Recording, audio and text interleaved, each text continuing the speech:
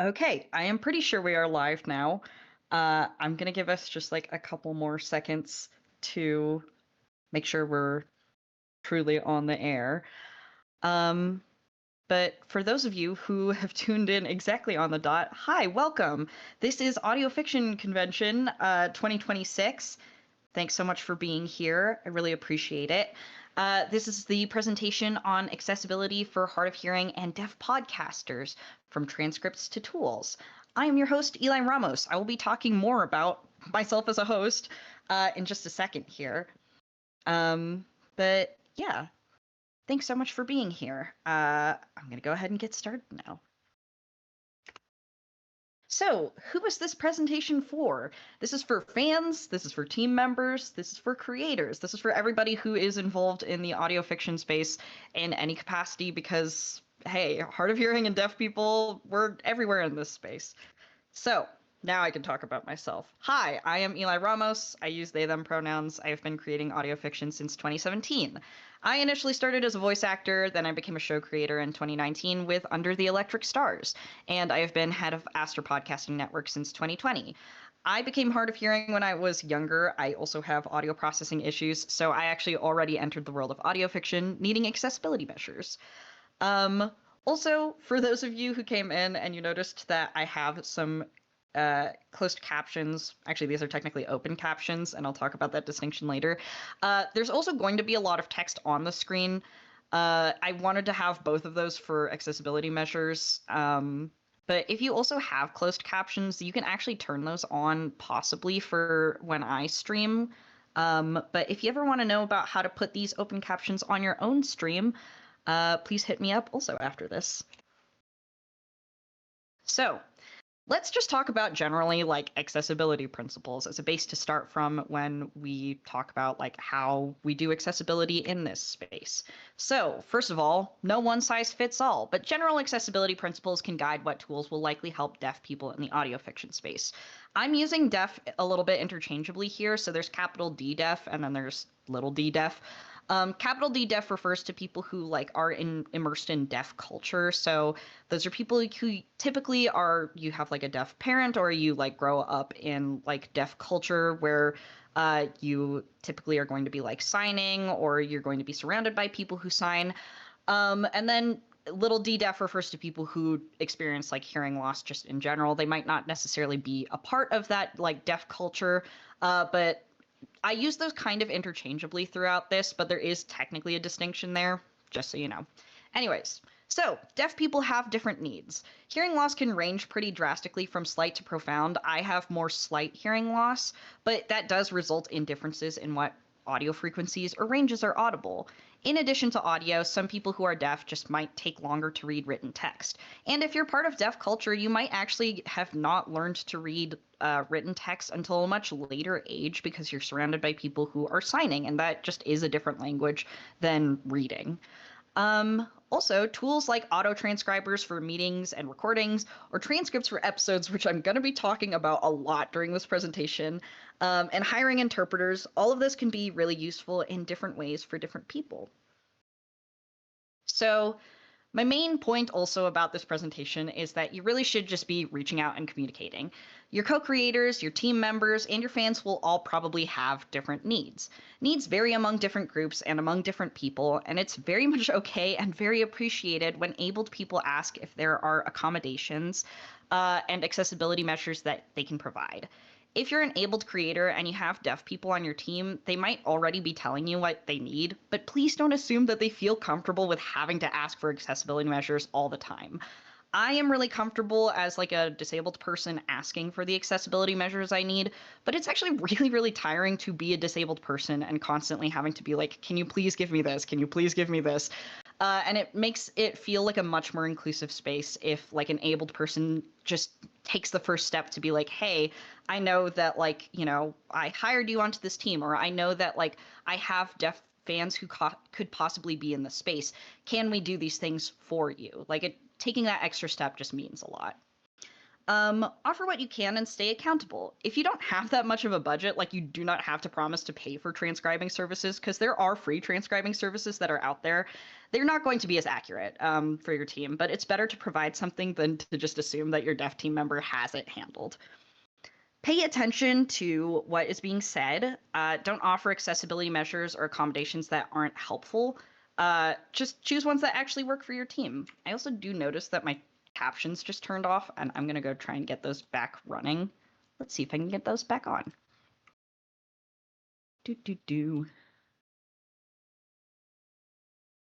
Sometimes these turn off for some reason, and I'm not really sure why. But again, I do have the text on the screen, so I'm going to try and get them back and running.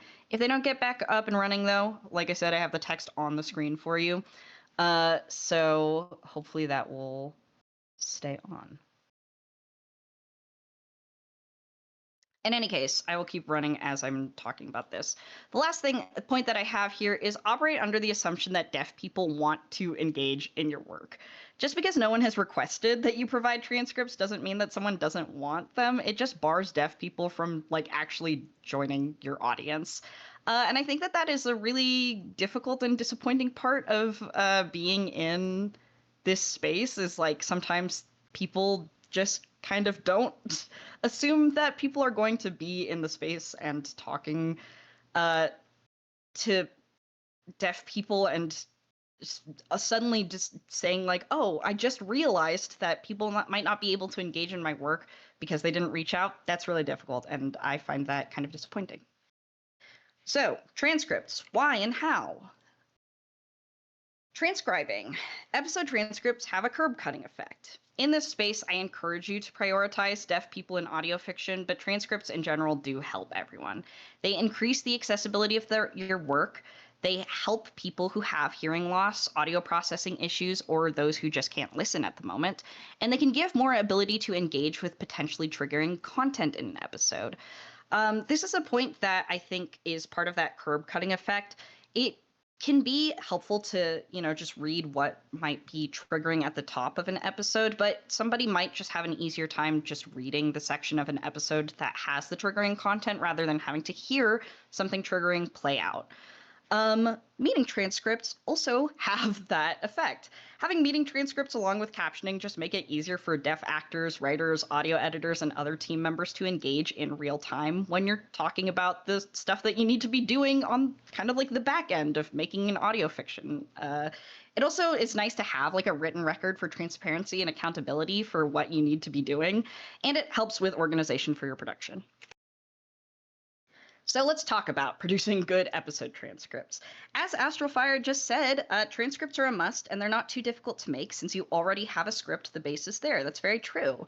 I think the best thing to do is to generate your own transcripts.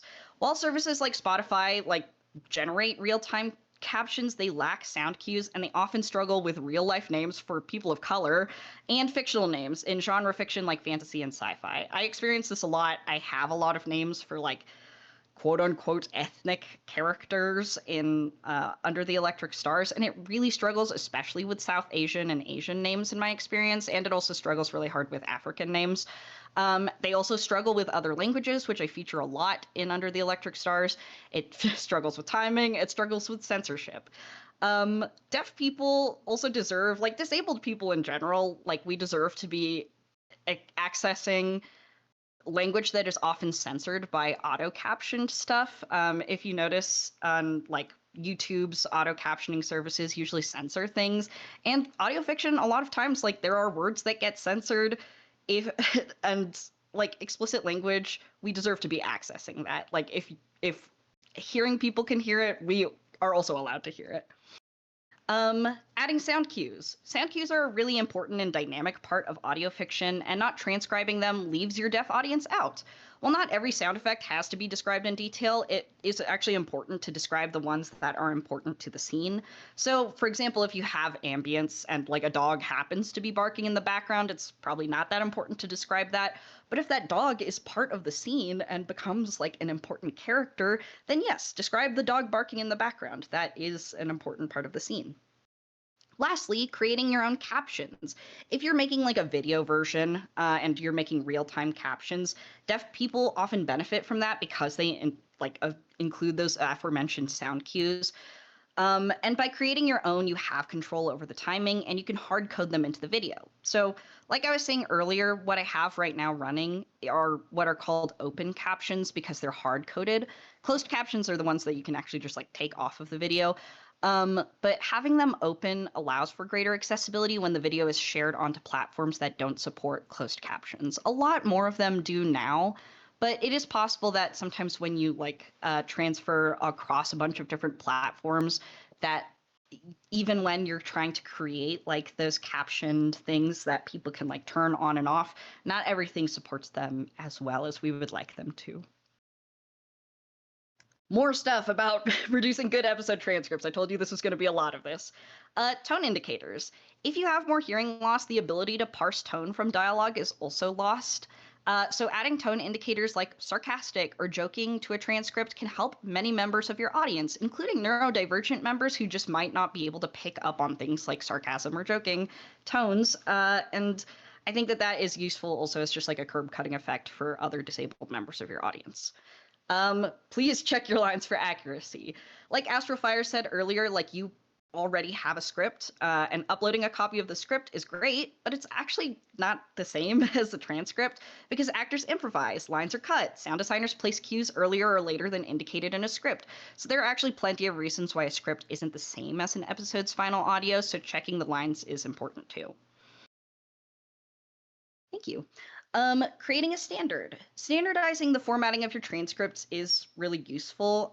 So, putting sound cues that are preceded by sound or sound effects, dialogue, always having a speaker tag. That also helps with navigating a script if someone is also deafblind and wants to be like accessing your episode transcripts. I think that this is just something, again, that like when I'm talking about accessibility for people who are hard of hearing or deaf, like I also just want to be including accessibility measures for other like forms of disability as well. Lastly, this is like a really big point for me, and this is something that I talked about with other deaf people I consulted with when I was making this presentation. Please don't hide your transcripts. It should be easy to find your transcripts. You cannot be burying them to posts or behind a paywall. I cannot believe how many times I see this, but like limiting accessibility to those who can navigate a confusing website or can pay you is not actually accessible. And I don't think it is fair to make deaf people pay $2 or more just so they can access your podcast when they don't even like know if it's going to be like something they want to pay more money for or not. So yeah, that's something I just really want to emphasize. Okay, let's talk a little bit about digital tools for transcribing meetings. Because this is also part of like transcription. These are a couple ones. I'm not going to read all of these out because most of these are actually free tools to use. But a lot of these also are pretty well known. I think pretty much everyone knows how to use, because we are in this digital age, like Zoom, Google Meet. These are ones that people use in like digital meetings typically, but they also miss a lot of crosstalk. I will say I really recommend using Scriptlybot on Discord. This is something that I used when I was on Model 18 with Oka or Rel, who is also profoundly deaf and used this a lot. And it makes a running text chat log that can be referenced later. It is a little bit laggy, but it's really nice to have one that can like work with crosstalk. You can also use built-in live captioning with like Microsoft or Samsung. Those usually come with your device and work in real time. They sometimes only target the loudest or the primary speaker, which is kind of difficult. Adobe Suite I included on this because you can record a meeting and have it transcribe it afterwards, and it identifies speakers. And then this last one I included because Oka talked about it. Govobo and AppTech actually have something that was developed with Gallaudet University, which is famously like a deaf university, which color codes text and has multiple languages, and it was specifically developed for audio transcription, but it's not super accessible, as in like you can't always get access to it. But this was something that was designed specifically in like partnership with deaf people, so it is really useful if you can get your hands on it. Also, just like a note, all of these are tools that are using artificial intelligence supplementally to help with transcription. This is just like true. Artificial intelligence has been around for a long time, But be aware of if you're using tools like this or like other kinds of tools. These are ones I know that are pretty safe and aren't like sending a lot of data out.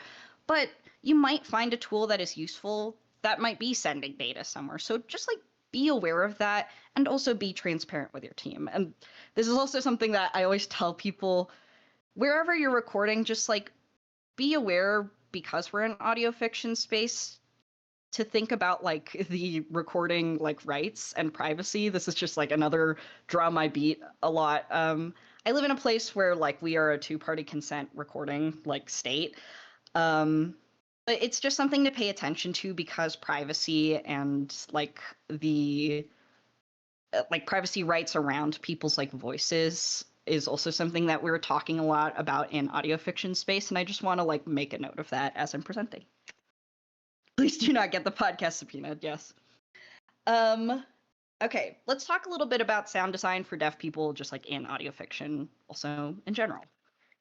So sound designing for a deaf audience is kind of complex, I think, because there is so much variation around like deaf audiences. Like you can't design specifically for like a single deaf audience, because that doesn't exist.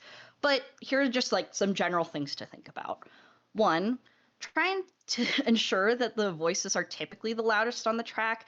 I mean, this is going to be hard for certain sound design choices, but like this also I think is just a good principle to think about. Is like you are usually trying to feature your actors, and I think that this is like a mistake that people sometimes make when they're thinking about sound design, is to really like drown out the sounds because you want the like soundscape to be really present.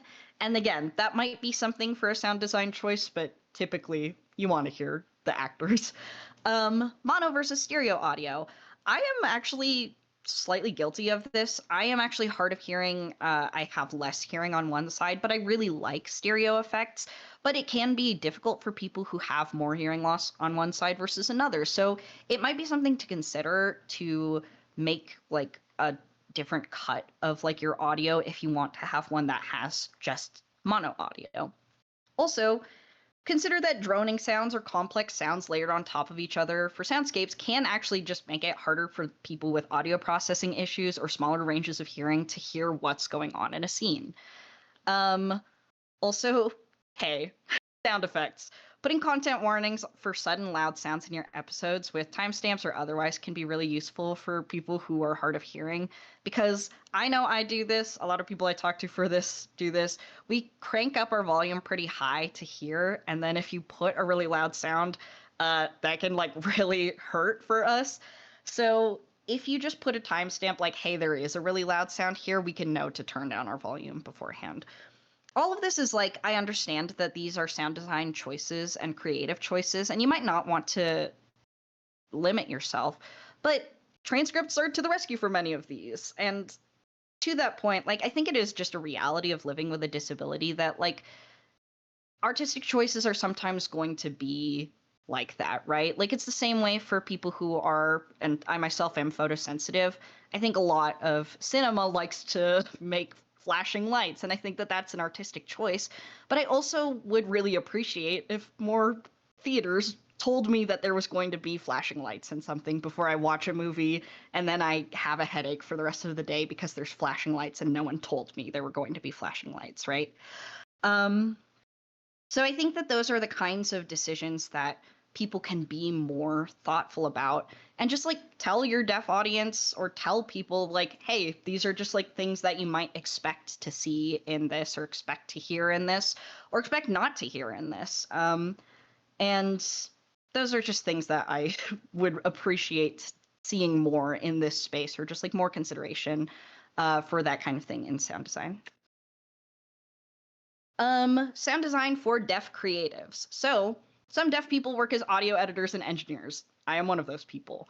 I mean, more often you're going to encounter hard of hearing sound designers, but even those who are more profoundly deaf can work as audio engineers. And like I said, I worked with Oka on Model 18, and Oka, it was profoundly deaf at that time and has gotten some surgery, but is still considered profoundly deaf, as far as I understand. So that is just something to know. Like, we are in this space, and I think to this end, I just really want to quickly say, like, I don't hear this often as an insult necessarily, but I do think just like being thoughtful about like wording and terminology.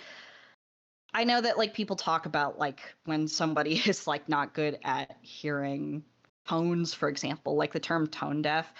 But I also have heard like insultingly people will be like, oh, like, this person must have been deaf making this thing. And I do think that that is kind of not thoughtful language because again, like we do exist in this space and we do work in sound design. And I would love for people to just think more about the fact that disabled people are everywhere and we do work in these spaces, even in spaces you might not expect us to be in. So, hey, just be more thoughtful.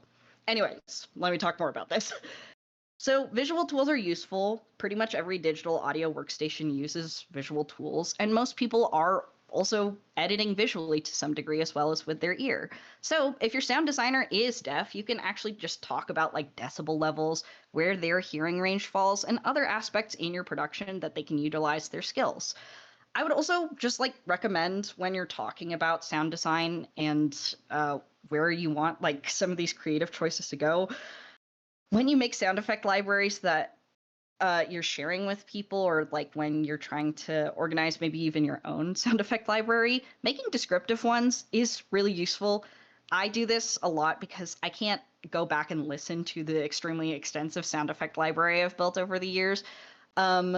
So when I describe them and I say something is like a metal slam versus a high-pitched metal slamming like another metal surface, along with a description of where else it's been used in an episode, that's actually more useful for me, and it's more useful for when I ask somebody else like, hey, this is the sound effect library I am using, and I'm like, handing you my like library of stuff to use. When you're editing, can you use this like, part of the library? That is also just like, it's helpful for people who are deaf that you can have like a written description of what it is, and it's helpful when you put it into your transcripts and you are able to be more descriptive that way. Yeah, all of these different things I think are actually just, again, curb cutting for a lot of different aspects, and not just for deaf people, but again, prioritize deaf people in your life. Cool. Let's talk lastly just sort of about like working with deaf creatives and considerations to make. What can you do for deaf creatives? Deaf culture and deaf perspectives are just like underrepresented in art in general, so I think making space for us and other disabled folks in audio fiction is really great. I want to talk a little bit about providing accommodations during recording too, for voice actors. If you're physically recording, I would like to invite you to think about deaf space, which is a concept that Gallaudet University has a really great video about. This is thinking about like lines of sight, because deaf people don't have often like that sense of awareness that hearing people do, for like, again, because if you can't hear, you don't have the same kind of spatial awareness, so you're using sight more often. So also you usually want to have more of a line of sight so that you can see people signing, because signing uses more of the body and more body language than typically hearing people are using. Also, getting a deaf person's attention requires more use of sight or touch than you typically would use for a hearing person. So deaf space is a little bit different than like hearing space is. So physical recording space, you might want to think about that kind of stuff. And then also for remote recording, digital tools are also useful for kind of enabling some of this stuff. And you can also enable visual cues, or like open a text chat that like this person can like have visual notifications on for, so that you can get their attention, rather than trying to assume that while they're looking at the script and trying to listen for other things, that like they'll also try to pay attention to you talking to them, for example. Also, when you're delivering a script to somebody who is deaf or hard of hearing, you might want to think about being more descriptive about pronunciations or conveying tone or delivery, because these are things that I think, even for myself as someone who's hard of hearing, when I think about how to write a pronunciation down, I'm sometimes thinking about like, oh, I think about this like how I speak it, but we have things like the International Pronunciation Alphabet, and that can be more useful for somebody who thinks about it in terms of like the tones of how they sit in their mouth versus how they sound, right? And then conveying tone and delivery, just being more descriptive with your words rather than saying like, bring this tone, like like high pitch tone or low pitch tone might not really like mean a whole lot for somebody who's been profoundly deaf for more of their life. So again, these are things that you can have more of a conversation with the deaf creative that you're working with. Lastly, I would say consider having an accessibility liaison on your team to help initiate these kinds of conversations and keep your team accountable. I don't think that like it is necessarily anybody's job to like keep thinking about these things all the time. So you can make it somebody's job to keep thinking about these things. Because I think to some degree, it is kind of hard for like a disabled person to always be thinking about this stuff. And it's hard, I think, for abled people who might not be used to thinking about this stuff to always be thinking about this. So for someone to be like, okay, it's literally my position to think about this, helps everyone be accountable. Lastly, I want to shout out disabledvoiceactors.com, which is a really great resource for people who are voice actors and are disabled. Please put yourself on this directory if you aren't there already. And if you are looking for disabled voice actors, this is a great place to look for any disabled voice actor. Yeah. Thank you to my deaf friends who I consulted for this presentation, and a special shout out to Oka and Rowan, especially, who gave me extremely extensive notes to work with and who I've worked with before in the audio fiction space. Thank you very much, especially to them. And thanks to everybody else for your time. You can contact me at astropodcastingnetwork@gmail.com or astropodcasting on Discord. I'm also here on Twitch, actually, at Mintaka Blue. And you can see me streaming stuff. And again, if you want to know about how I use these like open captions on streaming stuff specifically, please also feel free to reach out to me about that. Yeah, that's my presentation. If you had any questions, please let me know. Thanks so much for your engagement, especially Astrofire. I wanted to shout out the comment that you said, which was content warnings in general are something audio fiction needs to get more on board with. Some shows are absolutely brilliant at it and in-depth, others more vague.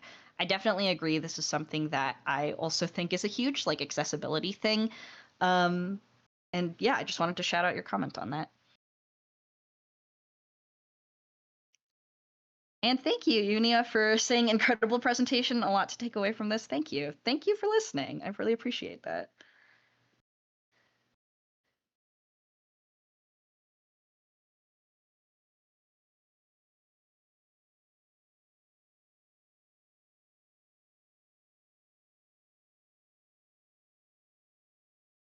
Transcripts and content warnings are something I'm concerned with when running book club. Yeah, definitely.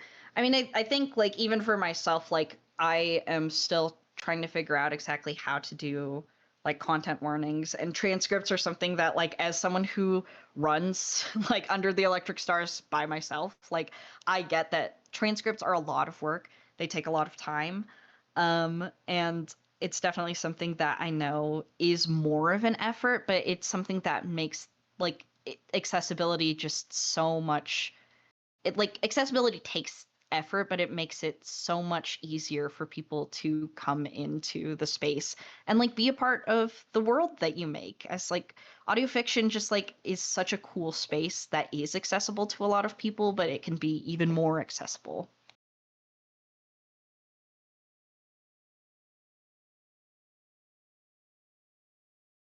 Yeah, thank you, Shoy, for tuning in. I really appreciate it. And thank you, Rocky Breen, for saying great presentation. Thank you. Thanks, y'all. Also, I wanted to, before this ends, I wanted to shout out real quick for the next presentation that will be up.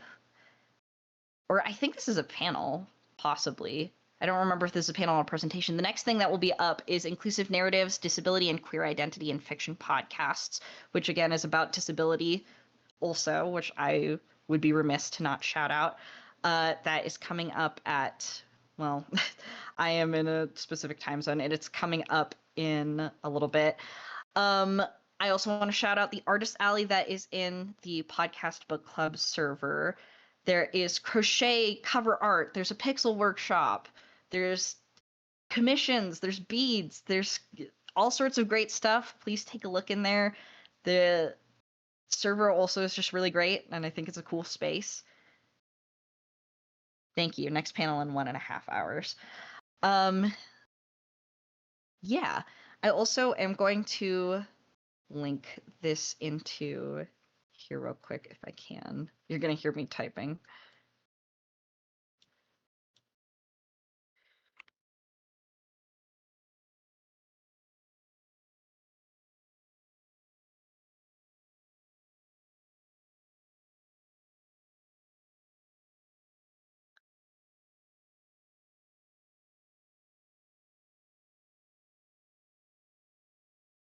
Cool.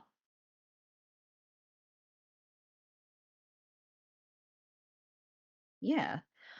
Well, thanks y'all so much for coming. I'm gonna kind of just like continue to hang out in this space a little bit. If anyone has any more questions or comments or anything you want to drop, I'd appreciate it.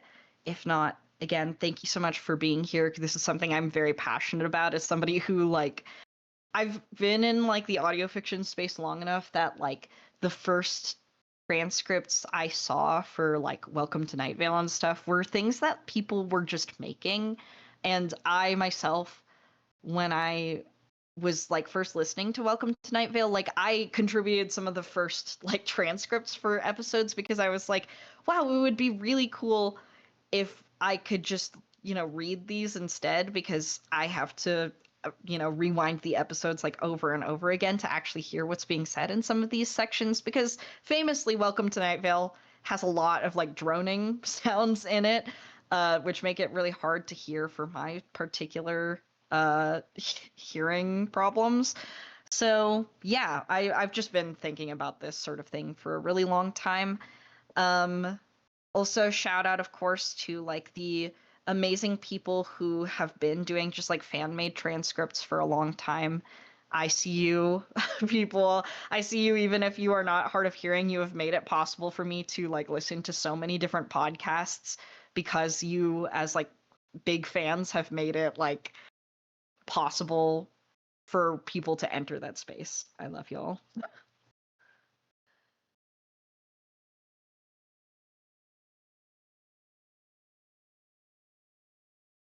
Unia says, yes, that's a fair point. Shout out to fans making transcripts.